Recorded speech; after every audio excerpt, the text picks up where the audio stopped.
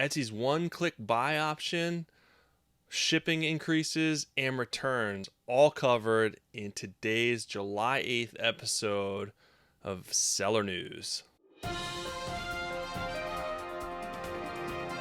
What is going on, everyone? Welcome back to a new segment brought to you by the Handmade and Beyond podcast, which is Seller News, where I cover news and other things related to Etsy sellers, handmade sellers, e-commerce sellers, all of those categories, so that you guys know what's going on and what may be relevant to you and your business.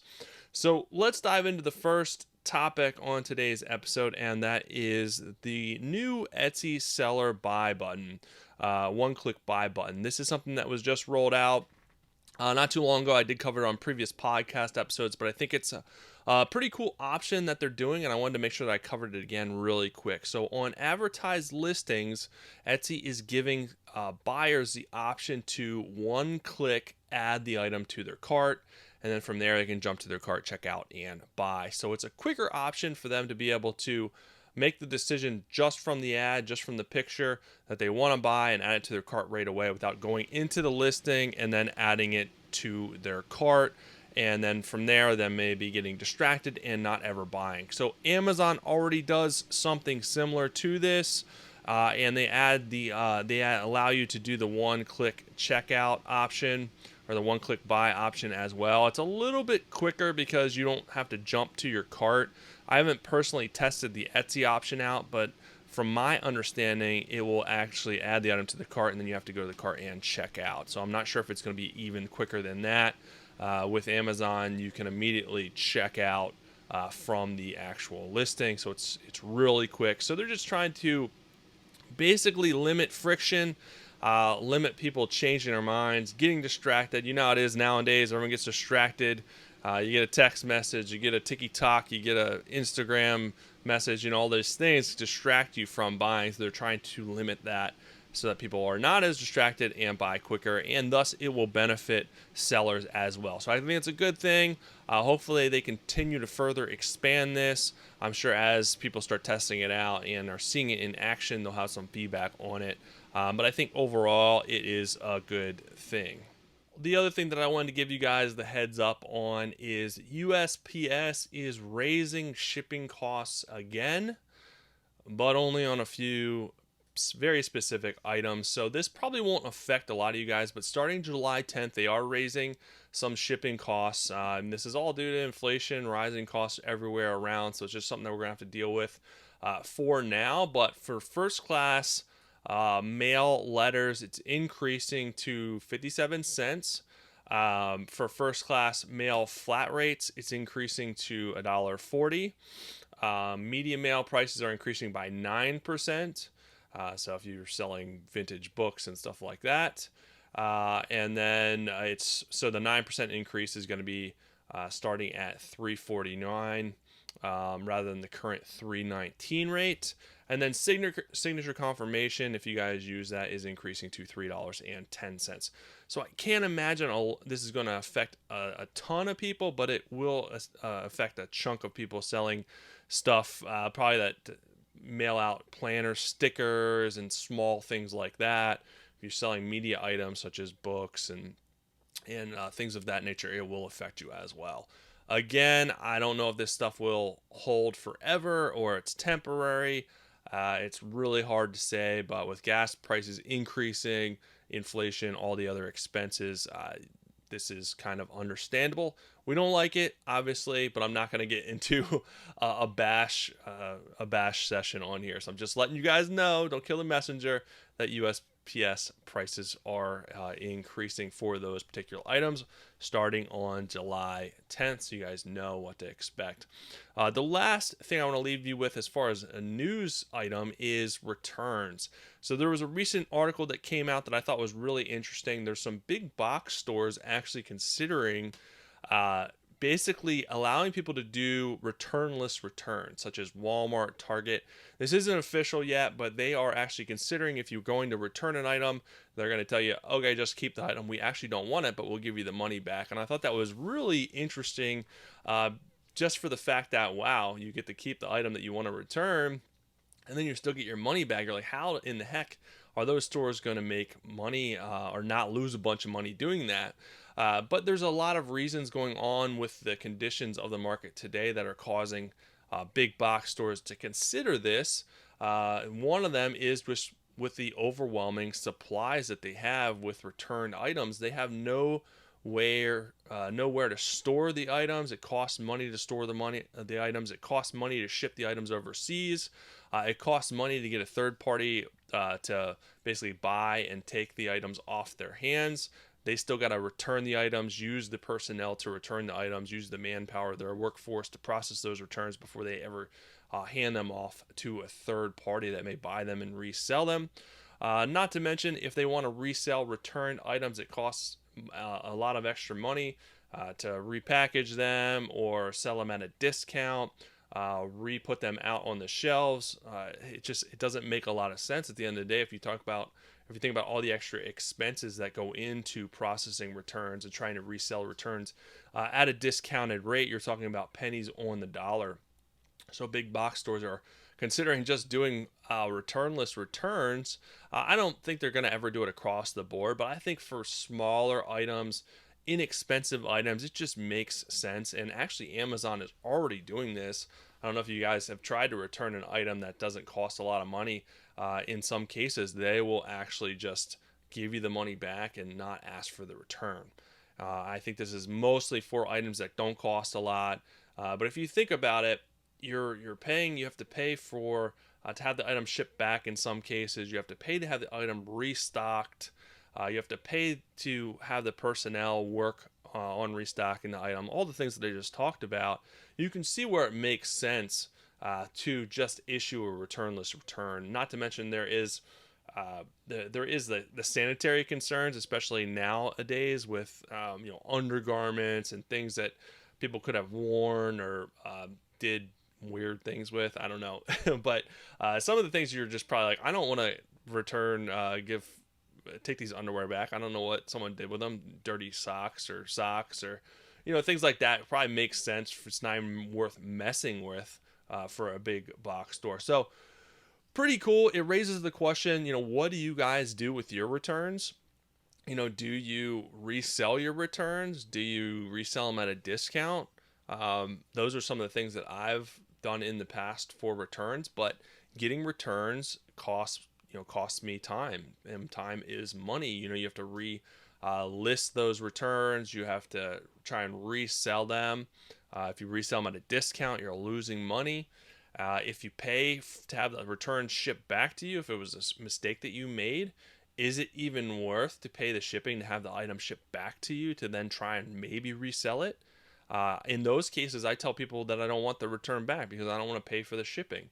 If you figure in your profit margins, you're going to maybe break even or even lose money to pay to have the item shipped back. So it may just behoove you just to tell the person to keep the item, issue them a refund, and then just move on with your life. I know that's not ideal for some businesses. It all depends on what you're selling, your margins, how much it costs. But I just think it raises some interesting questions that I wanted to talk about with this particular news segment. So that's it as far as the newsworthy stuff. But I wanted to introduce a new segment here at the end of Seller News, and that is Killing It. This is where I want to identify a shop in a particular niche that is absolutely killing it on Etsy. This is meant to inspire you guys, not meant to make you feel like crap, like you're not selling enough, like you're not doing enough. Absolutely not. Be inspired. If these people are doing it, you can absolutely do it too. It's not going to be overnight. It's not going to be quick. It's not going to be easy, but you can do it just like they have down the road. So be inspired. Take note. I'm going to identify a couple of things that they're doing really well in their shops so that we all can learn from these sellers and implement these things in our business so that we can be killing it too. All right, so this today's shop that I want to identify has been around for a while, since 2014. The shop name is Planner Kate. They sell planner stickers. So this has become a really, really big niche in Etsy the last couple of years.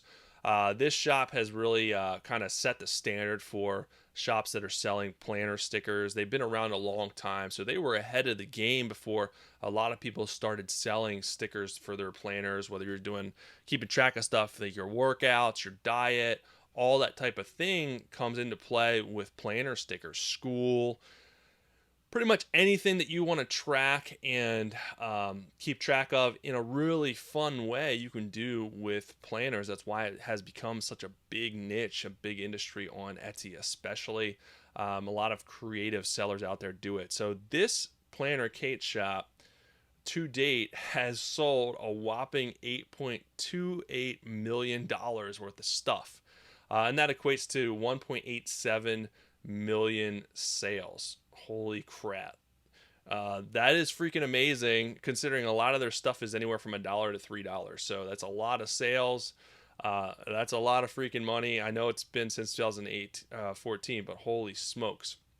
And if you guys want to know how I'm getting this data, I get this from Alora, my favorite search keyword search tool, which has a lot of other great tools in there. I'll drop a link below that you guys can get a free trial for Alora, but this is where I'm finding this information, and you can see the same stuff. So when I'm pulling up this shop, Planner Kate, not that they need any more free advertising, but if you guys are looking for some really cool planner stickers and planner packs, you can go there. But when I'm looking at this shop, there's a couple of things that really stood out that they do really well. And I wanted to point those out for you guys in case it applies to you, in case you want to try these things out. So one thing that they do, and they have this in their announcement section, is they offer freebies for every single order. So they are building a loyal following by saying, hey, if you order, I'm going to throw in some free planner stickers for every single one person that orders from us to basically build loyalty, to give you something free, to wow the customer, offer an amazing customer experience. It goes a long way. So I thought that was really cool. And obviously this niche, they can probably produce these stickers relatively inexpensively.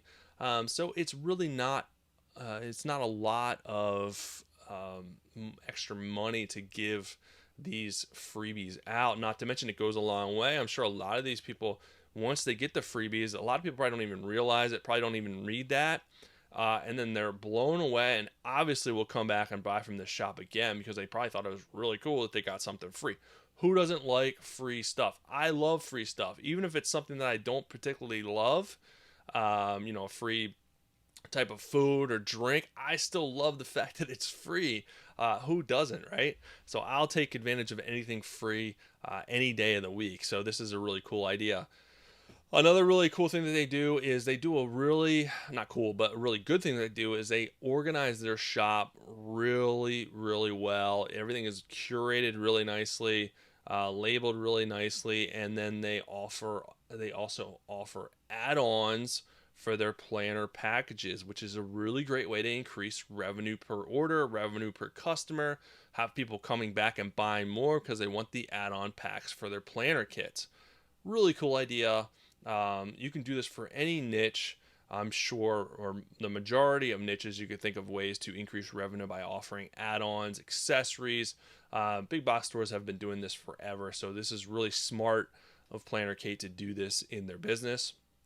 The last thing that I thought they do, that I thought was a really cool idea, was they created a new category in their shop to add, to basically create urgency, and it's called the last chance sale category. So they put a bunch of items in this category, they labeled it last chance sale, and then they mark the items down on sale. So this is a great way to build urgency, a great way for people to come and buy stuff at a discounted rate, usually multiple items. So it's just another way to market your shop in a different way, in a smart way, especially for people that are loyal, that will keep coming back and seeing what's in the last chance sale, things that they can take advantage of. Again, big box stores have been doing sales, clearance sales, all that stuff for a long time to promote their business, to have people come in and buy. Chances are people come in and get something at a last chance sale or a clearance sale, they're going to probably buy something from there and then a regular priced item as well. That's why big box stores do that. That's why they do BOGO. More times than not, you go into a store to buy a BOGO item, you're getting something else as well. Publix down here in Florida does it all the time. I go in there for a BOGO item, I come out with $100 worth of stuff. That's why they do it. They're not dumb. They know what's going on. They know the psychology behind it. So what's nice is you guys can do the same thing in your business, learn from them, implement this stuff in your shop in a smart way. So that is it for the Killing It segment. Planner Kate, wow, I commend you. You're doing a fantastic job. I'm jealous, but I'm happy for you. And I'm happy that we can learn from your shop as well and what you're doing in your business. But that is it for today's episode, guys. I'll be back really soon with another great episode for you. Have an amazing rest of your day, an amazing weekend. Talk soon.